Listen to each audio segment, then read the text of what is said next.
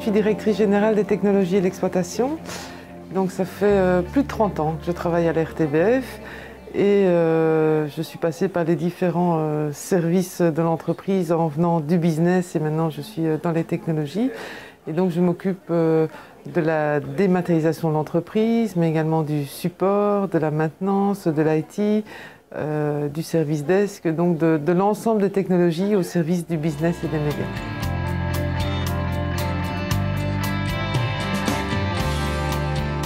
C'est une remise en question perpétuelle de ma part. Donc ça, je crois que j'ai toujours cru que rien n'était acquis, qu'il fallait toujours faire ses preuves et aussi être à l'écoute et être motivé. Et puis, que ce soit pour la réalisation d'un grand prix ou la direction des technologies, c'est aussi une gestion d'équipe, une gestion de personnes, d'humains. Et donc, de faire confiance, de déléguer, de responsabiliser et d'avoir aussi voilà, une bonne vision et une stratégie par rapport aux évolutions des technologies.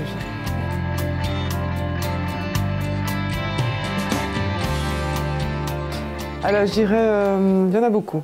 Alors le premier, pour moi, c'est d'abord un enjeu humain. De nouveau, c'est une équipe, consolider l'équipe qui est en place. Je ne vais pas dire qu'on doit remotiver l'équipe, mais garder la motivation qui nous a fait mener le changement et la création de cette direction, parce que c'est avec eux qu'on va construire les 6 années qui vont venir. Alors les enjeux technologiques, on les a identifiés à notre niveau, ça soit le tout IP. Donc on a vraiment l'évolution de l'IP, et pour nous ça va être très important parce qu'on va retrouver l'IP en production. Donc au niveau de la production et nos quarts de captation et nos régies de production. On a l'évolution évidemment du stockage vers le cloud, la gestion du big data. On a la partie sur la mobilité, donc on a une volonté d'aller vers le New Way of Working et donc d'avoir des solutions de mobilité pour l'ensemble du personnel.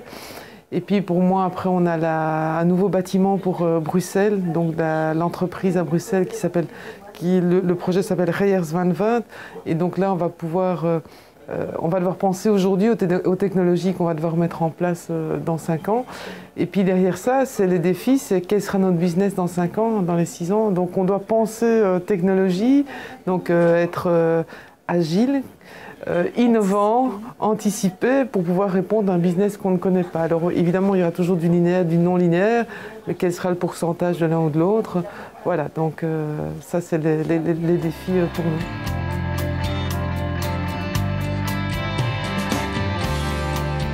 Alors la vision de la RTBF aujourd'hui, c'est clair qu'on a d'abord des projets à court terme au niveau de l'évolution de nos médias.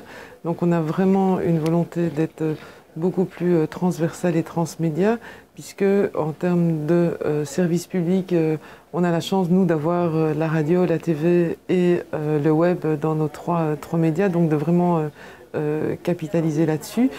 On travaille sur l'évolution de la radio sur 2 axes, qui est la radio visuelle d'un côté, visual radio, mais également une possible arrivée du DAB+, et donc de pouvoir aussi travailler sur la radio hybride et de nouveau travailler sur les deux, le broadcast, le broadband, quoi, donc l'IP et le DAB+. Donc on a vraiment un enrichissement, une volonté d'enrichir la radio, mais de garder le canal radio, le canal audio, mais de l'enrichir. Au niveau de la TV, c'est vraiment de faire évoluer nos plateformes de non linéaire pour la consommation de nos programmes sur une plateforme. Alors je ne vais pas dire de type Netflix, mais vraiment d'avoir des recommandations, des propositions. Derrière ça, on devra gérer les données, le big data, le CRM pour pouvoir gérer nos clients et proposer à nos téléspectateurs, enfin c'est même pas des téléspectateurs, à nos clients les différents produits qui les intéressent. Voilà, ça c'est la vision qu'on a aujourd'hui.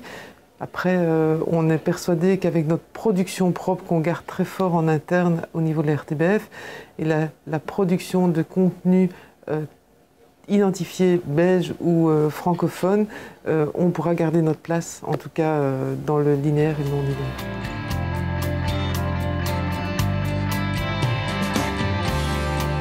Alors, on avait la volonté d'améliorer ou d'upgrader notre plateforme de production et de dématérialisation des médias. Et donc, on avait la volonté de publier un cahier des charges et de se faire accompagner, de prendre un AMO ou un consultant pour nous suivre dans la rédaction du cahier des charges pour l'amélioration de cette plateforme, sélectionner les offres et nous accompagner sur la mise en place du projet.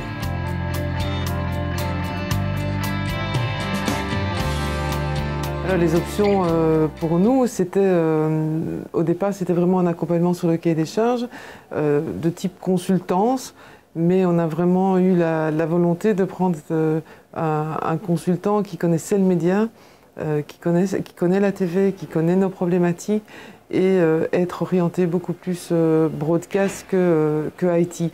Même si la plateforme évolue vers des solutions IT, il faut une connaissance des médias pour pouvoir la faire évoluer.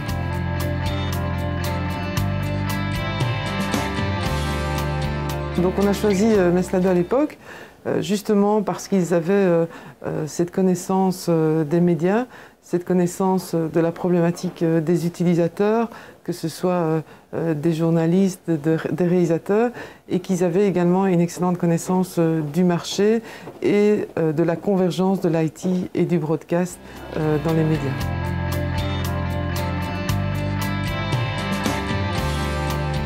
Les bénéfices, c'est qu'au départ, c'était une collaboration pour une assistance à maîtrise d'ouvrage et qu'après, nous avons continué la collaboration sur la sélection des offres, le choix des offres, la négociation.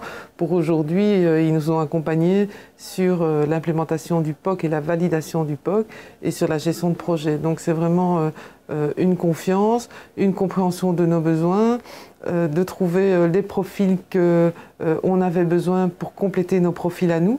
Parce que ça, c'est aussi important, c'est d'avoir des personnes qui viennent nous compléter et nous challenger aussi. C'est pour faire la même chose que nous, pas intéressés.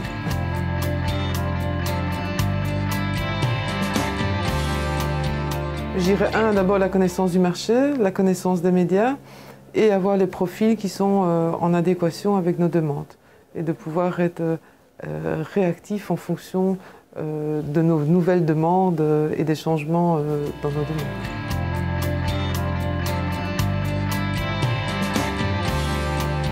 Donc dans le cadre de Meslado et des différents du projet Media Engineering, on a beaucoup collaboré sur un retour sur des études qui nous ont été proposées.